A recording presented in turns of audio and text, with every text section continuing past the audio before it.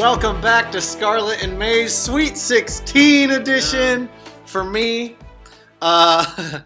We'll start off with Ohio State beating Loyola-Chicago 54-41 and then losing to Villanova 71-61. What do you got? Well, the defense showed up for the first time all year, I think, against Loyola-Chicago. The defense efficiency ranking went up 25 spots after that game. There was like 131 to 106 or something like that. So from really bad to still bad. But they played hard against Loyola-Chicago. I mean, Villanova hit some tough shots. I think that was the difference in that game, and just the energy was there for a lot of the game, but it wasn't necessarily consistent. I know Chris Holtman mentioned like coming out of the first half and in the second half kind of flat was a factor. And, I mean, Chris Holtman, it's his team, so he's probably right. Yeah. It was a tough loss. I felt like the refs weren't necessarily consistent, but I'm not going to blame it on that. Ohio State definitely could have played better.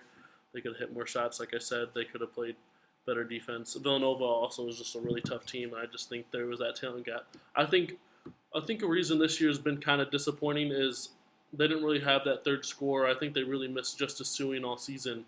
That when Kyle Young, I love Kyle Young, and he's a huge factor in why Ohio State was good this year, was as good as they were this year. But when he's your third scorer, I just don't think you're going to be a great team. I don't think you're going to be a Sweet 16 team.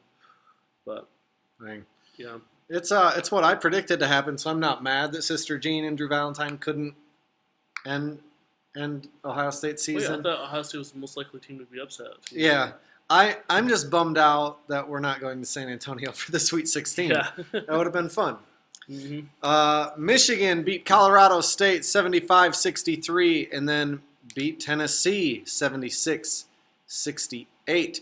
There are a lot of shout-outs to go around for these two games, for real, starting with Frankie Collins getting his first career start in his first NCAA tournament game, and promptly going 6 for 7 from the field for 14 points, 6 rebounds, 2 assists, and 1 turnover. He only had 1 turnover. Wow. Also, his 1 steal and breakaway dunk kind of kick-started Michigan's comeback against Colorado State.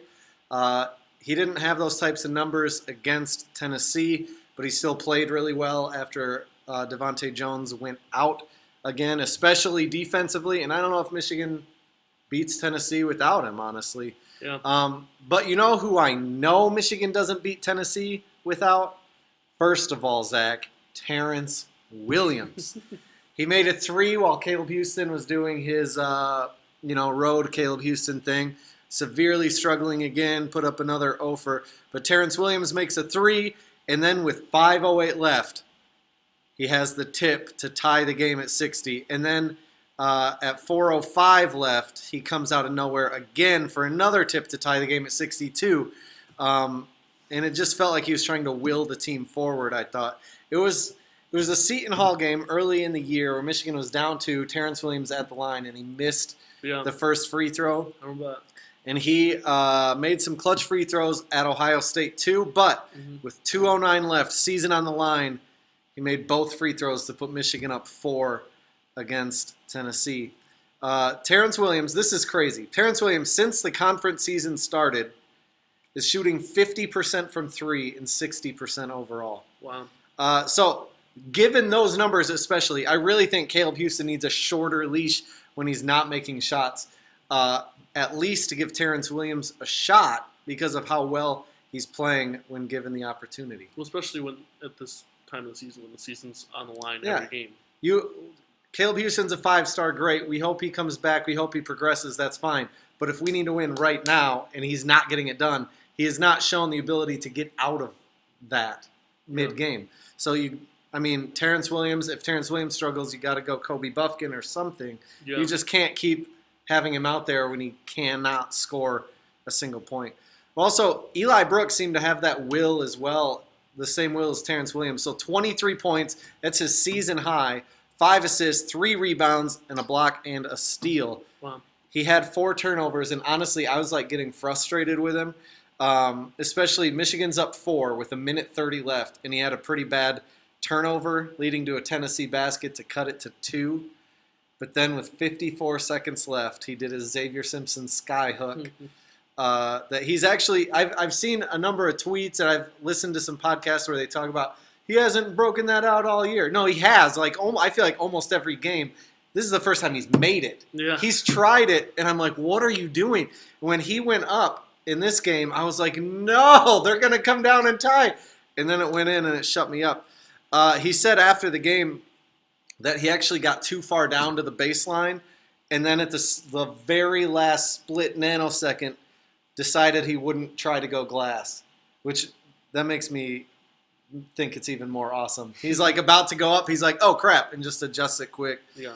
Then he followed that up with 2 clutch free throws to put him up 6.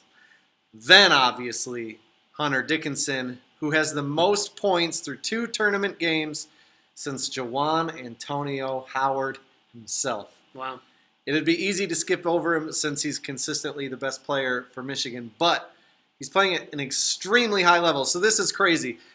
Due to shooting 16 for 23 so far in the tournament, 3 for 6 from 3, 5 assists, 5 blocks. That's crazy. That's crazy about like most points since Juwan Howard, especially like considering like the players that Trey they've Burke? had on those runs. Yeah. Yeah, that is wild. So, Sweet 16. Oh, wait, do you have anything to add about Michigan? I should have wrote this stat down, but I saw when was the last time that they won back-to-back games? February? Like early February, I think? That's crazy. I think it's hilarious that they said that they played the managers. Yeah. And Hunter Dickinson said they played the managers and lost on purpose to get the loss out of there. it's kind of fun. Yeah.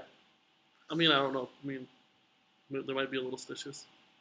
It sounds like they're super superstitious. But whatever they did, I hope they do it again. Yeah. So the Sweet 16, Michigan plays Thursday at 7:30 against Villanova. If they win, they get the winner of Arizona-Houston. What do you got? I don't know. Villanova, obviously, I think they're tough. I already said that. They beat the Buckeyes. I think I like Villanova here. I don't know if Michigan can keep the run up, keep going, but maybe they'll play the managers again. Maybe. I mean, so I thought Michigan had a shot against Colorado State and Tennessee because of Hunter Dickinson's size advantage. Yeah.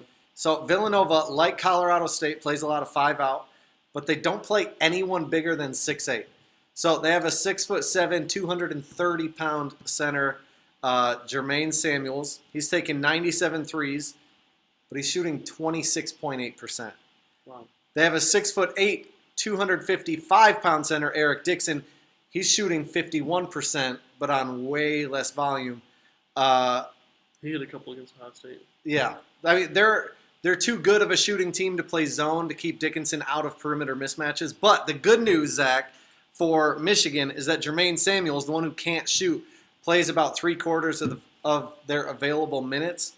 So if he's out there, he seems like a good guy to hide Hunter Dickinson on when at all possible. Then offensively, I mean, who do they have to guard Hunter Dickinson? So I think they would double down on him, which doubling down hasn't even slowed Hunter Dickinson. It seems like he'll just turn and shoot because he's so big.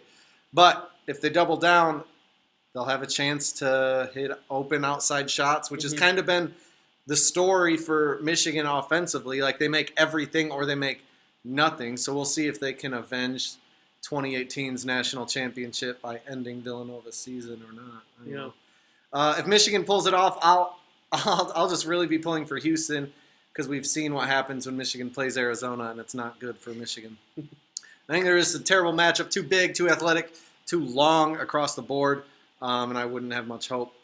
At least not as much as if Michigan played Houston.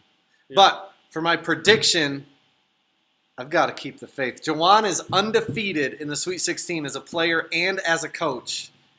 So Michigan over Villanova to go to Juwan's second straight Elite Eight. And then if they play Houston, I'll take Michigan again because that Jordan Poole shot lives forever. And then if they play Arizona, I think I'll be shifting my focus back to football. Gotcha. To the reigning Big Ten champions who made the playoff last year. Cool. That's cool. Scarlet and Maize bracket update. Yeah. In third place right now is Asher Team Maize Second place, A.H. Johnson 4-1. Catchy. And then our current leader By a is lot. sitting right here by a lot. It's me. Yeah. So that's cool. Don't ask what place I'm in. Look it up. What place Zach is in, and then I will say I had the first 8 picks right and was feeling good, but then I got the next 6 of the next 8 wrong. yeah. It was like, ugh. Well, I mean, it looks like the free shirt is going to go to me. So maybe we should have some for sale or something that you can buy. Yeah, I mean, if you It wanna buy seems one. like that's how you're going to get it because I'm taking the free one. Mm-hmm. Big Ten thoughts? Do you have any, Zach? Obviously not a great showing. Would like to see more than 2 teams, especially when we have an 11 seed make it. Seems like we should have 3 or maybe even 4 Mm-hmm. when we have so many teams in. But obviously disappointment. But I feel like that's the talk of the tournament is like that the Big Ten is underperforming again. But nobody's mentioning the SEC and how embarrassing their performance is. They had 2 seeds and neither of them made it to the Sweet 16. That's insane. A 3 seed that didn't make it. Their one team in the Sweet 16 is a 4 seed that beat a 12 seed and a 13 seed by a combined 9 points.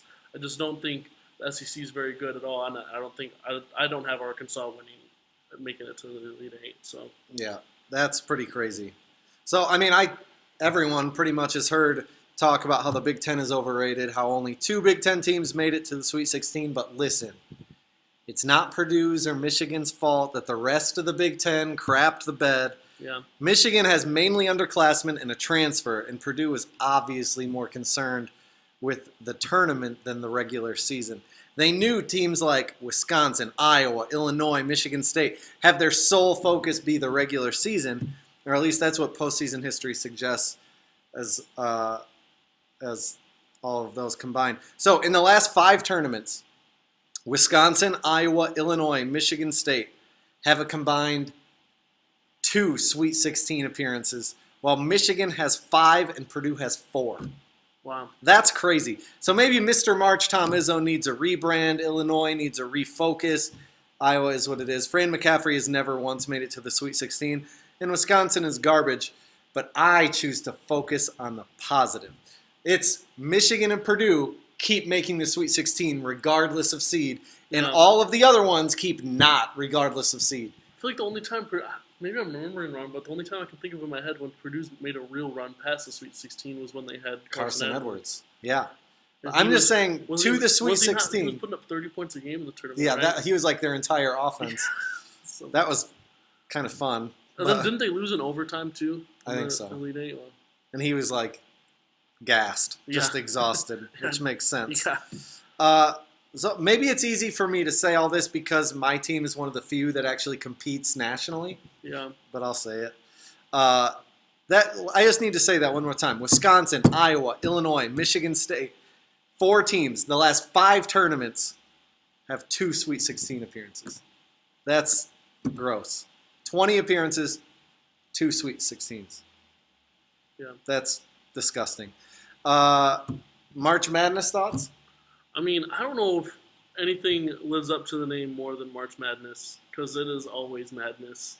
I mean, it's just so fun to watch. I mean, it's so funny because I'll have no investment in either team that's playing. Like, obviously, I probably picked one of them, but Yeah. like, even if it's the higher seed, that's the better seed that's losing. When Kentucky was losing, I found myself rooting for them to not win it, but to tie it so that the game Right. would never end. But it was just so fun when that game went to overtime and all the other games that went to overtime. And there were 5 overtime games? This There were a weekend? lot. This is madness. Yeah. It's so fun. I don't know if there's a more entertaining sports event than March Madness. The only thing I've been disappointed in so far this Refs. year, not the refs. I mean, kind of the refs. No, there haven't been many buzzer beaters. So Arizona, yeah. TCU almost had one, but that game was great. But it's frustrating. That one was the refs. That TCU didn't get an obvious call that would have given them 2 free throws with seconds left, Mm-hmm. with 2 chances to basically probably win the game. Mm-hmm. But Murray State, San Francisco. Did you watch that one? Yeah. That was just so incredible, and especially, like, you can have close games where there's no scoring, but to have overtime where they're just scoring, back and forth, That game was incredible. Mhm. It was so fun. Yeah, it was great. Tweet of the week. So I'm not mad that Michigan State lost. I'm not mad that Ohio State lost in the Sweet 16 or before the Sweet 16 on the same day, and I'm not mad that Brad Davison in Wisconsin also died on the same day that Michigan State and Ohio State did. Yeah. It was a very good day for me. I was very happy coming off a Michigan win. Michigan's two biggest rivals both lose, and then Brad Davison is vanquished forever. Mm-hmm. My tweet of the week is from Cy Hoff, a short story. Rest in peace, Brad Davison. I'm glad you're gone. Hope I never see you ever again. You turd. Yeah, I think the Big Ten's a better place without him. The Big Ten is so much better without her. I feel like the sun has emerged, and we're finally going to be able to see some light Mm-hmm. instead of Brad Davison's stupid little rat face. I heard you're a great guy, though, so whatever. Yeah. With that, buy all sweet 16 of your snacks at Quality Dairy. Just be happy. Michigan's in the Sweet 16, back from the dead. Michigan State is done, so you can go back to openly caring more about the Michigan game since you don't have one. Until next week, Go Buckeyes. go blue.